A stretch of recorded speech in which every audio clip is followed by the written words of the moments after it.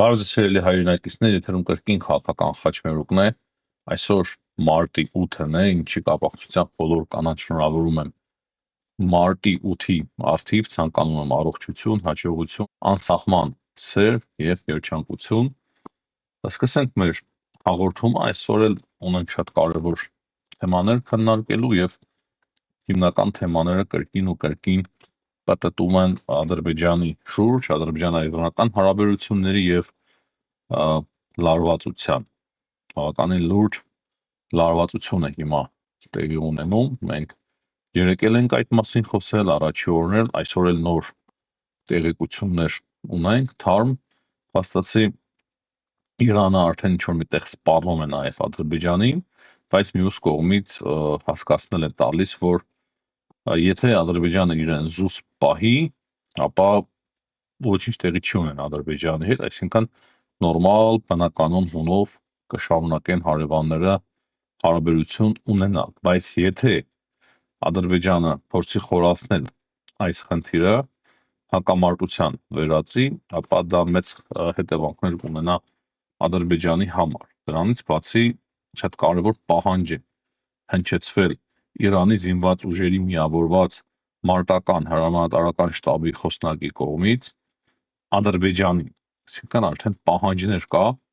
Ադրբեջանի նկատմամբ, այս հարցը կքննարկենք, կարևոր է նաև նշել, որ Ամերիկայի Միացյալ Նահանգների պետքարտուղարությունը փաստացի աջակցեց Ադրբեջանին, դատապարտելով իրանական հարձակումը Նախիջևանի վրա, այսինքն այն, ինչին ձգտում էր Ադրբեջանը, փաստացի տեղի ունեցավ և բազմաթիվ երկրներ, հատկապես եվրոպական, արաբական, նաև Միացյալ Նահանգները դատապարտեցին իրանական հարձակումը Նախիջևանի վրա, եթե դա իհարկե Իրանի հարձակումն է եղել։ Մի քանի օր մենք քննարկում ենք և շատ լուրջ կասկածի տակ ենք առնում այդ վարկածը, որ կոնկրետ Իրանի կողմից է եղել հարձակումը։ Կարելի է երկու խոսքով անդրադառնալ ռուսական այն մեծ լսարան ունեցող տելեգրամյան ալիքին, որը որ մեծ հոդվածի նման ինչ-որ տեղեկություն էր տարածել, թե իբր Գյումրիի ռազմաբազայի նկատմամբ գործողություններ են սպասվում Հայաստանի իշխանությունների կողմից ուկրաինացիների հետ խառը և ինչ-որ իբր անօդաչու սարքեր են ուղղելու ռազմաբազայի վրա, որի արդյունքում կարող է ռազմաբազան ինքնապաշտպանության դիմել և բեկորները կարող է հարվածել քաղաքացիական բնակելի շենքերի, անհեթեթություն, անիմաստ մի մեծ սադրանք, պրովոկացիա,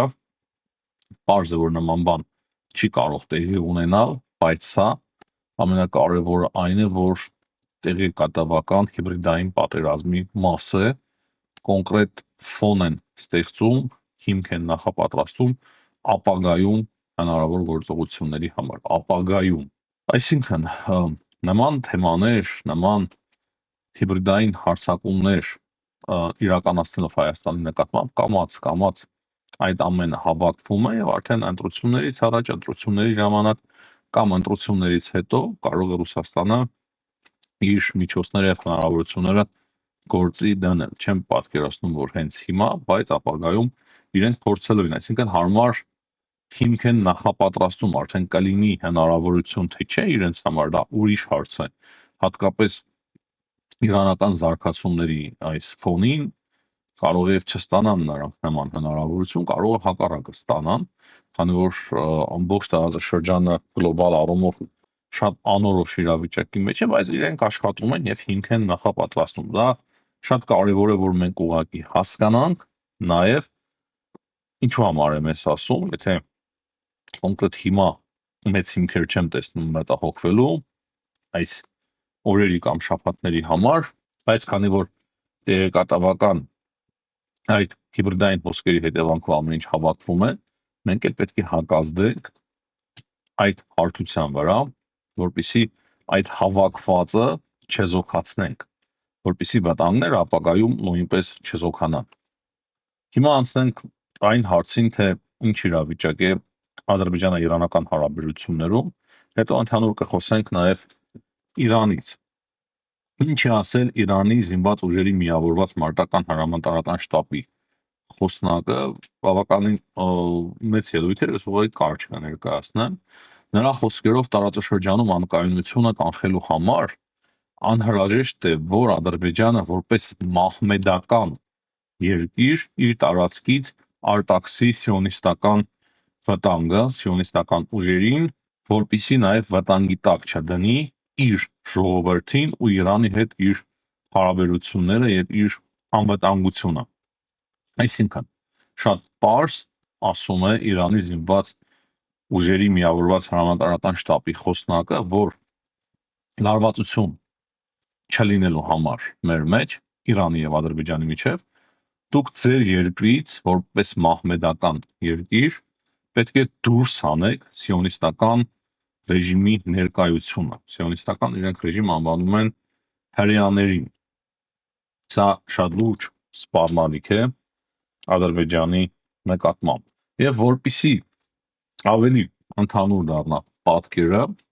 հայտարարությամբ է հանդես եկել նաև ավելի բարձրաստիճան պաշտոնյա Իրանի Գերագույն ազգային անվտանգության խորհրդի քարտուղար Ալի Լարիջանին իր հարցազրույցներից մեկի մեջ։ Ես կարծում եմ, որ շատ մեծ ղեկավար ուժը կենտրոնացած հիմա Ալի Լարիջանի ձեռքերում, այսինքն հիմնական ղեկավարներից մեկն է նա դարձել Իրանի դեռ իր մահից առաջ Իրանի հոգևոր առաջնորդը Ալի Համեյնին մեծ լիազորություններ էր տվել Ալի Լարիջանիին։ Ընդհանրապես մի քանի օր առաջ իր մահից, ընդհանրապես մի քանի օր առաջ պատերազմի սկսվելուց։ Եվ ինչ է ասում նա Ալի Լարիջանին։ Նա Ադրբեջանի մասով կոնկրետ ասում է, որ այս ամենում կան որոշակի սատարանքներ։ Օրինակ, ինչ որ անօթաչու թռչող սարքեր գնացել են դեպի Ադրբեջան եւ հարվածներ են հասցրել։ Ու նա ասում է, որ սա լիովին անիմաստ է։ Մենք ձեզ ասացինք, որ դա մեր ձեռքի գործը չէ։ Կարծում եմ Իսրայելը այստեղ ինչ որ բան է ծրագրում։ Ասում է, որ կարծում եմ, որ Իսրայելն է ինչ որ բան ծրագրում։ Մենք չենք դա արել։ Շարունակելով միտքը նա ասում է, որ որոշակի երկրներ մեծ հետ հակամարտության մեջ են ուզում մտնել, այսինքն Իսրայելը անում է ամեն ինչ, որպեսզի որոշակի երկրների մեծ հետ հակամարտության մեջ ներքաշեն, ինչ կապ ունի Ադրբեջանը մեզ հետ, ու շարունակելով միտքը ասում է, որ իհարկե եթե մեր դեմ որևիցե դավադրություն չկա, մենք ոչինչ չենք անի, իսկ եթե մեր դեմ որոշակի լարվածություն եւ դավադրություններ ենք տեսնում, բնականաբար մենք կպատասխանենք։ Եվ ավելացնում է նա, որ մենք որևիցե խնդիր չունենք տարածաշրջանի երկրների հետ, եւ մենք ասել ենք, որ դուք մեր ընկերներն եք։ Քանի ռազմաբազաներ ամերիկյան ձեր մոտ չկան եւ այդտեղից մեզ հարված չի հասցվում, ապա որևիցե խնդիր չկա, ասում է Ալի Լարիջանին։ Բայց այստեղ իր ամենակարևոր միտքը այնտեղ է, որ ինքը հստակ ասում է, մենք որևիցե կապ չունենք, Իսրայելը ինչ որ ծրագրեր ունի եւ դա հստակ երևում է։ Իսկ թե ինչ ծրագիր ունի Իսրայելը, այդ մասին սիրելի հայրենակիցներ, ես արդեն 3 օր է, առնվազն 3 օր է այդ մասին խոսում եմ։ Հստակ տարանջատում եմ այն ինչ բխում է մեր շահերից, ինչ չի բխում, որ Իրանում տեղի ունենա ռեժիմի փոփոխություն, Իրանը դառնա ժողովրդավարական երկիր,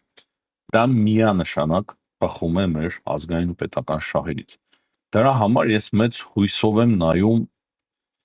այդ պատերազմական գործողություններին, մի քիչ դաժան է հնչում, բայց ես քանի որ սկսվել է, բարձր որ մենք չենք սկսել, մենք որևիցե կապ չունենք դրա հետ,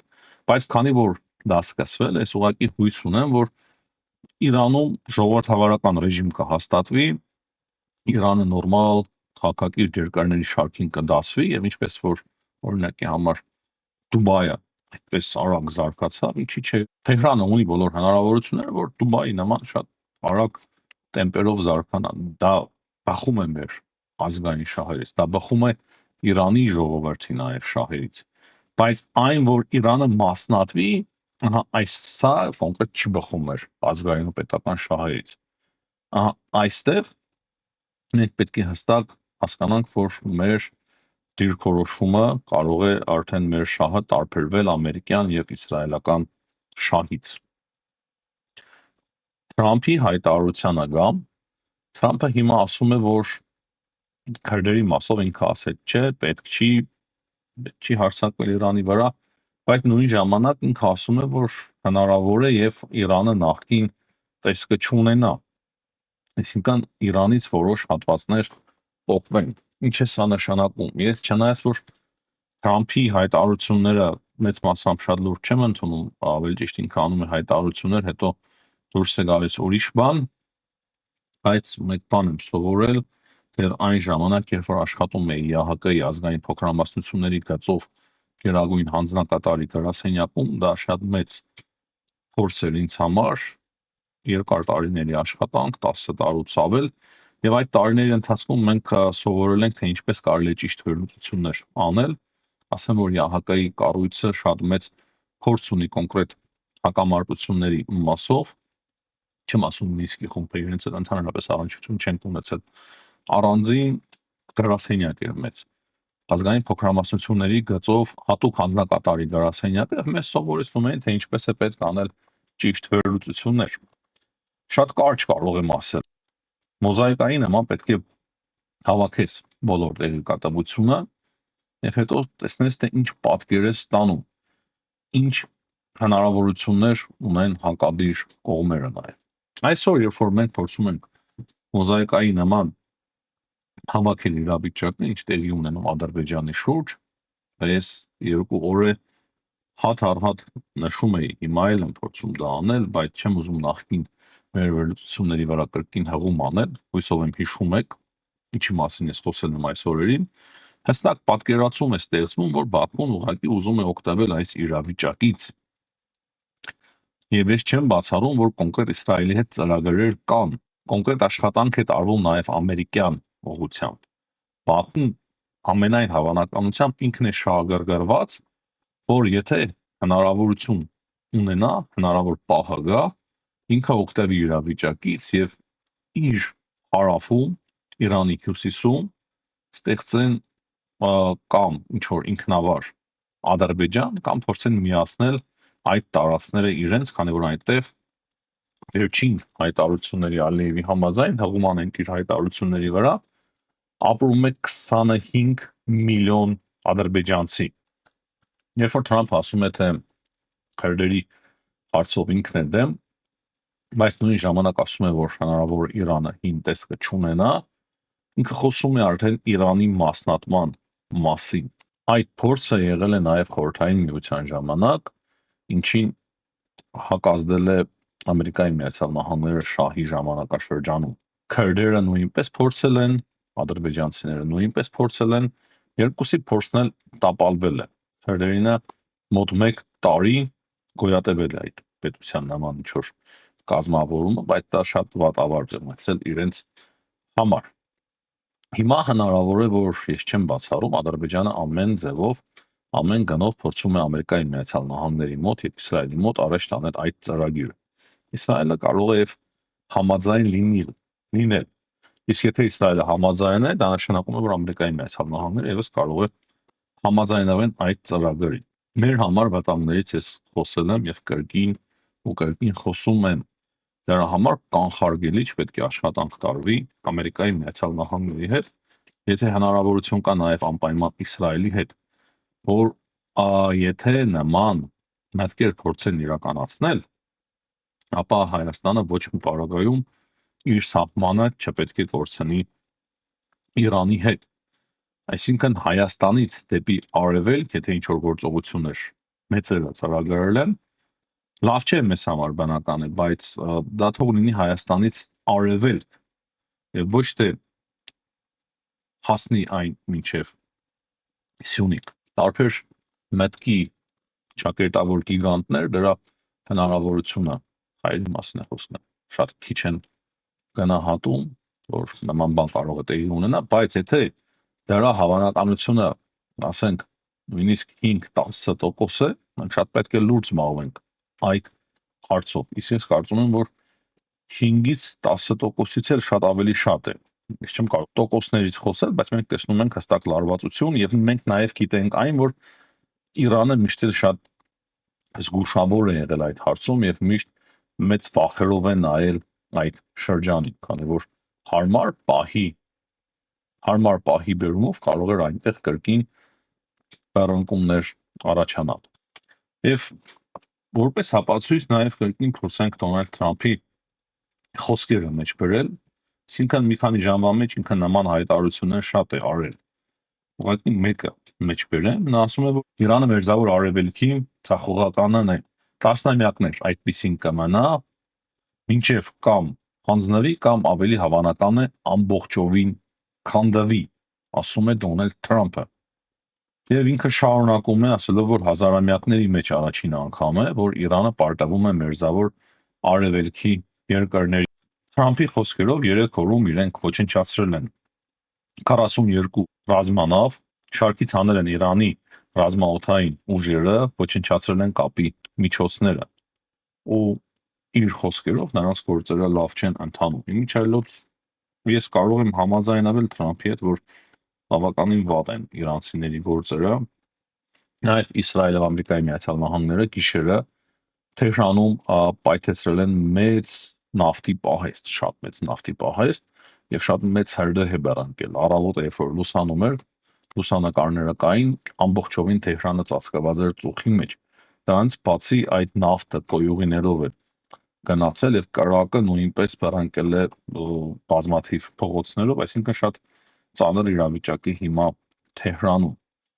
Դրանից բացի Իսրայելը կարողացել է ոչնչացրել իր օդուժի միջոցով իրանական հրթիռային կենտրոնական հրամանատարական կետերից մեկը, որտեղից որ հարված էր հասցվում Իսրայելն, այսինքն հրամանատարական կետը, որտեղից որ հրամաններ էին արձակում, հարված հասցնելու Իսրայելին։ Ու կրկին վերադառնալով ադրբեջանական թեմային, տեղեկություն ունենք, որ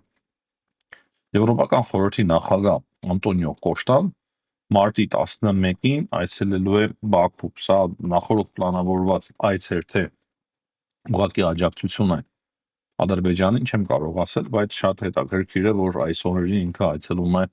Բաքու։ Ռուսաստանի արտգործնախարարությունը եւս հետաքրքիր հայտարարություն է տարածել Նախիջևանի վրա հարձակման պահով։ Փաստացի ինչ են ասում ռուսները, չընթերցեմ, ուղղակի կարճ